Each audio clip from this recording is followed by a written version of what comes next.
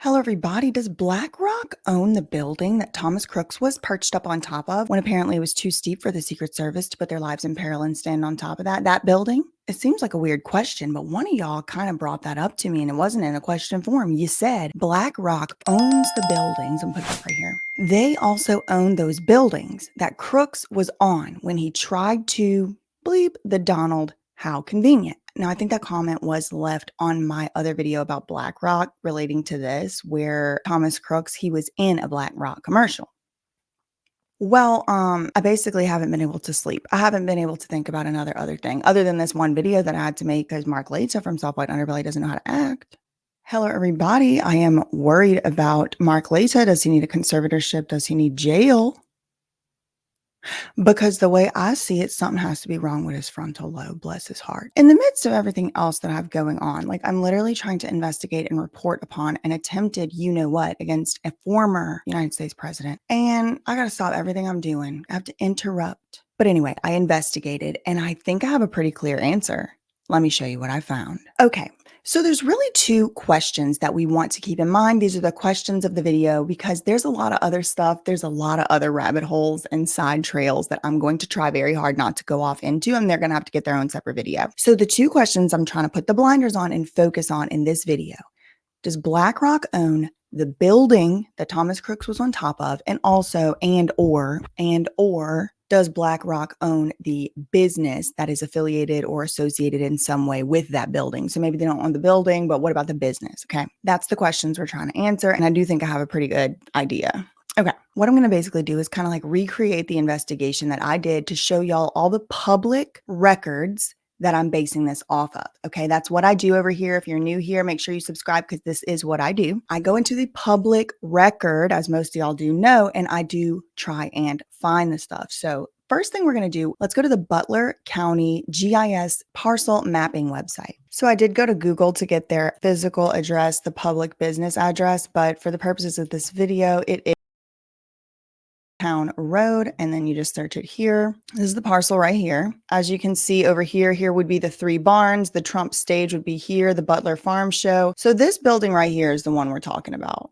Okay, that's the one he was on top of. And then, you know, that way we had the SS up here on this roof. Okay, so if you simply click on this, a public website, I didn't pay any money, y'all just saw me go to it, you will see it lists an owner. It's listed as American Glass Research.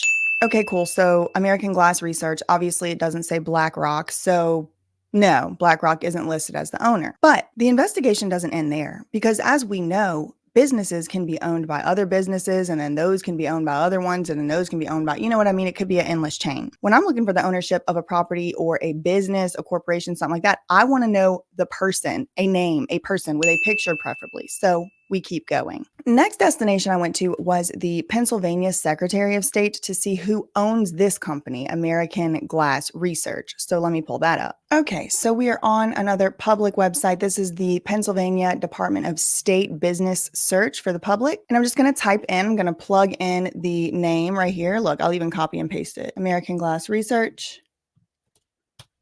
No results found. Okay, well, looks like it's back to the drawing board. So since nothing came up, that doesn't really seem right to me, right? Like, obviously this company has to exist because it's listed on an official state website as owning the property, which has the building on it that Crooks was on. So what that tells me is it's possible that this business has changed its name. So we're going to go to the next destination, which is the website itself. That's going to be the AmericanGlassResearch.com. And before I even pull this up, y'all, I have a whole video coming out on the strange origins of this AGR business, how it was started all the way back in the 20s. It appeared in some declassified documents in 1999. The predecessors to this company also worked very closely, seemingly directly, with departments of the government, including the Department of Defense, to manufacture things during World War II. And I also want to make a whole video about how this company is directly related to the Manhattan Project. That's like the first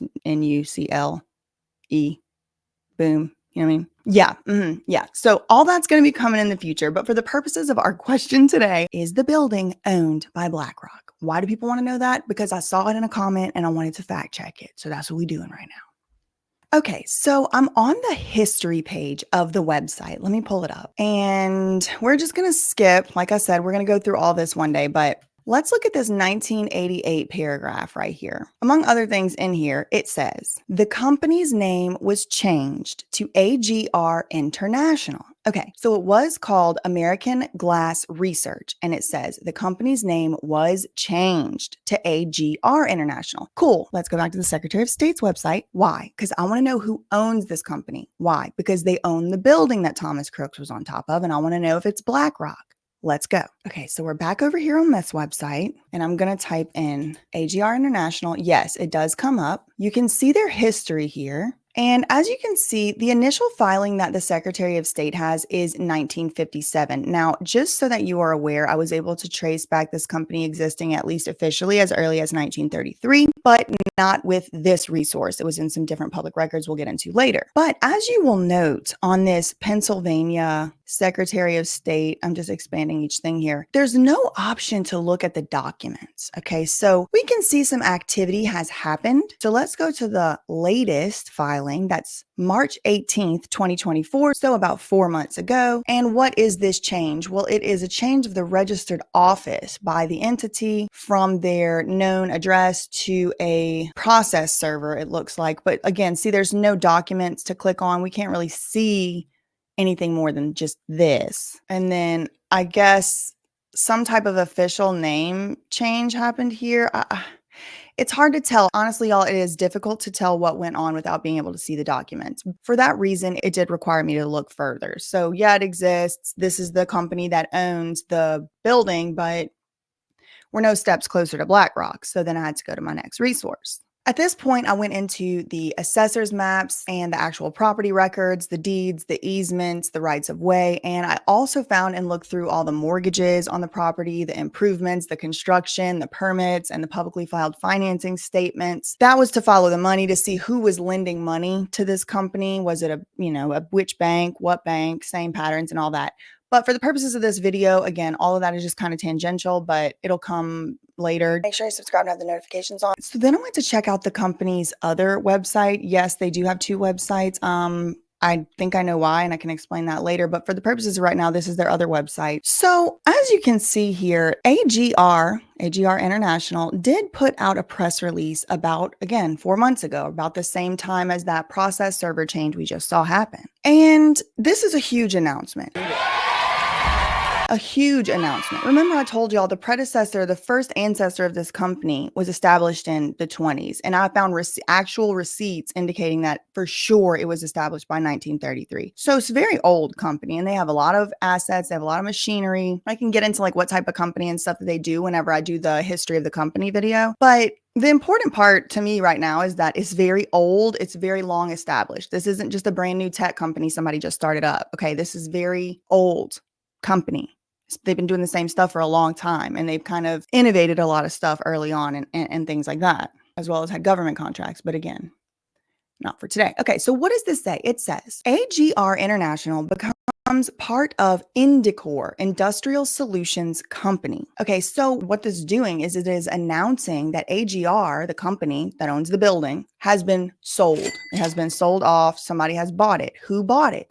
A company named Indicor. Now, at this point, I'm probably going to overlay something here because I need to start making a chart because it's going to be confusing if y'all don't have the chart. So we have the building, right? It's like one of the, y'all remember that song, in a tree, in the hole, in the hole, in the ground, in the ground. That's how these businesses are, okay? So they're kind of like packed in envelopes. I think of it as a hierarchy, but look, here's the building. Building is owned by AGR International. AGR International just got bought 3 months ago by Indicor, okay? So we have a little ladder. Y'all see it? I'm going to put it up here. So then the obvious next question is, who owns Indicor? Let me show you. Yeah, I did find a lot of stuff about Indicor, but like, do y'all really care about that? Leave it in the comments below if you want to know what I found about it, but I wasn't planning on covering that. Unfortunately, this is not dated, or if it is, I don't see where the date is. But as you can see, this is from a firm called Harris Williams, and it says AGR International acquired by Indicor. And then they give this little chart here, which is going to make more sense after I read their little statement. Harris Williams, their firm, doesn't matter. You don't have to remember this name. Just these people we're talking about right here who wrote this little article, advised AGR International on their sale to Indicor LLC, a portfolio company of Clayton, Dubilier, and Rice, and then also Roper Technologies. Over the years, we've held our annual meetings at a variety of venues. This year, we're at a basketball facility. I've failed over and over and over again in my life, and that is why I succeed. Okay, so AGR was bought by Indicor. See this here? I mean, in my mind, it's upside down, but just, you see this little chart, AGR, this is the building that Thomas Crooks was on top of, purchased by this company, literally 3 months ago, 4 months ago. And this company is not just standing alone owning itself. No. That's just one little envelope of a bunch of envelopes that these companies have. Now, who are these companies? Again, not as important on the Roper Technologies thing, but Roper Technologies owns about half of Indicor. From what I was able to gather, I'm no expert on this. Okay, I'm just relying on what I'm seeing here. But Clayton Dubilier owns the majority of the shares in Indicor, which now owns AGR, which owns the building that Thomas Crooks was on top of. But again, Clayton Dubilier and Rice is not BlackRock. So then one more time, I must repeat. Who owns Clayton, Dubilier, and Rice? Okay, like I said, the name of the company, Clayton, Dubilier, and Rice. Okay, so when you go to that firm's website and you click on the founder tab right here, you get this guy, Joseph L. Rice III. He poisoned our water supply, burned our crops, and delivered a plague unto our houses. Okay, why do we care about Joseph L. Rice III? We got to sing our tree in the hole in the ground song. Because he's the founder of a company that owns Indicor, and Indicor owns AGR. And AGR owns the building that Thomas Crooks was sitting up on top of, where it had too steep of a roof for the Secret Service to possibly endanger their lives and walk on it. Remember? Okay. So this guy, this is how far up we've been able to find it so far. Now, importantly, just because he's the founder doesn't mean he's the only owner. I have reason to believe the way that these funds are set up is everybody's kind of a little bit of an owner, like a lot of people are. So I'm not saying he's the only one owns it, but this firm does, and this guy's the founder, right? And then I just kind of like looked into this guy just a little bit. He is, as you can see, according to this website right here, he is trustee of Williams College and a member of the Council on Foreign Relations and the Brookings Institution. Now, before I made this video, honestly, I never had really put much thought into what is the Council of Foreign Relations and what is the Brookings Institution. It also says he is a co-founder of the Private Capital Research Institute. Again, I don't know, like Council on Foreign Relations sounds kind of familiar, but I don't really know. So then I looked him up just a little bit more, and it does show that the man did donate $50,000 in 2020 to this Council on Foreign Relations. You know, you can see here this chairman's circle thing. But then I did find something interesting, you know, to say the least. It's Larry Fink, the CEO of BlackRock. He is at least he used to be, I don't know, maybe he still is right now. I need to see when the timeline was, but at least at some point he was a director of the Council on Foreign Relations. So if this guy that owns Clayton and Rice, whatever, the founder, you know, Jerry Rice, whatever his name is, if this Rice guy founded the company that owns the company that owns the company that the shooter was on top of, if he's on the Council of Foreign Relations as a member and he's donating like $50,000 and stuff, it would makes sense to me that Larry Fink, director of the Council on Foreign Relations, who's also just happens to be the CEO of BlackRock, they probably at least know each other. Now, does that mean that they have some type of business relationship? Well, not necessarily. So I had to look even further. And this brings us to the United States Securities and Exchange Commission, aka the SEC. Oh, something else I also saw was that they went also in the same fraternity, it looks like. It looks like they were Larry Fink, the BlackRock CEO, and Joseph Rice, that firm that owns, they both were also in the same fraternity, but they're not the same age. So that doesn't necessarily mean anything. I think the Joseph Rice guy is like 20 years older than Larry Fink guy. But they do have this Foreign Relations Council connection, and they also happen to have been to the same, you know, fraternity. But again, I'm not sure that really is dispositive of anything. Okay, so now we're on the Edgar search, public search feature on the Securities Exchange Commission, SEC website, and I'm going to type in Indicor. The parameters are automatically set up here for the last 5 years, which is fine. And as you can see, it's a lot of search results, but I'm just going to fast forward. I scrolled through these very, slowly and meticulously, but I'm going to fast forward to the important part here. I'm just minding my business. And what do I see? Y'all see that right there? BlackRock funds, 5. Okay, interesting. Again, just to remind y'all, what I typed in is Indicor. Why do I type in Indicor? Because I'm trying to find out, either prove or disprove, if I can, that this building is owned by BlackRock. So now I'm seeing BlackRock Funds 5 showing up April 30th, 2024 on the Securities Exchange Commission when I type in the term Indicor. Okay, let's see what this is. All right, this is very long. As you can see, the little bar on the side is very long. So first thing we want to do, let's just see what this document is. I don't know what an import is. Okay, what's the title up here say? Form Import P Monthly Portfolio Investments Report. And who's the filer? BlackRock Funds number 5.